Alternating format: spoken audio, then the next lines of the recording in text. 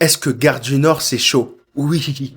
Déjà, Gare du Nord, c'est la gare la plus fréquentée de France et d'Europe. C'est la troisième gare mondiale en termes de fréquentation.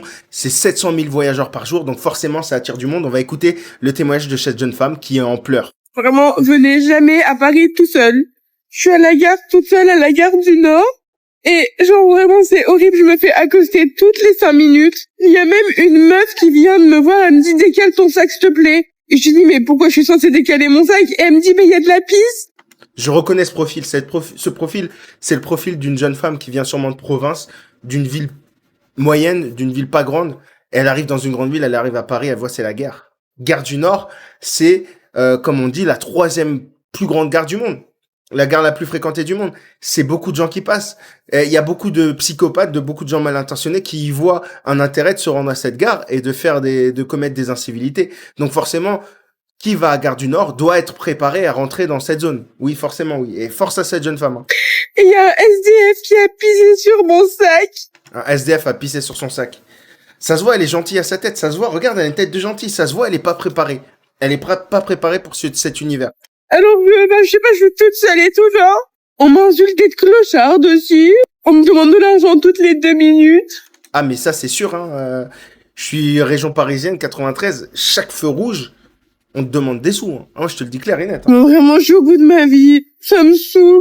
J'ai envie de rentrer chez moi.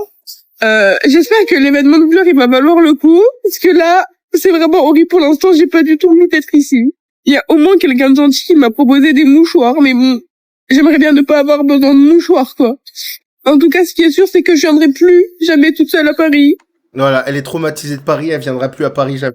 Les gens, ils sont malades ici. C'est un truc de ouf.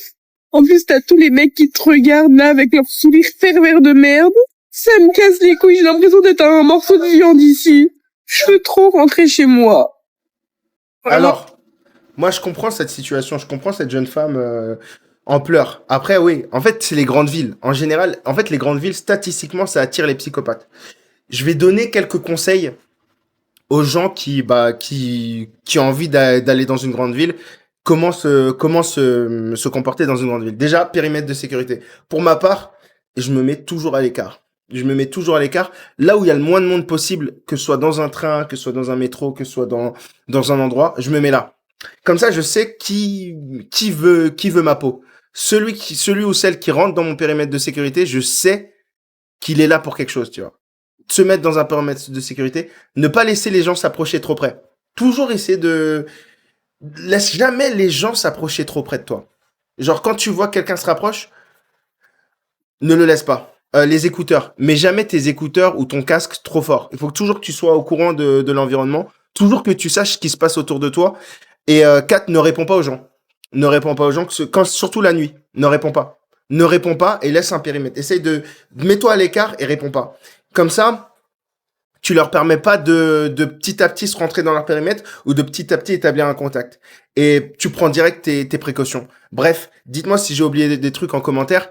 Et franchement, dites-moi, est-ce que GDN c'est chaud, Gare du Nord c'est chaud ou pas? Dites-moi en commentaire.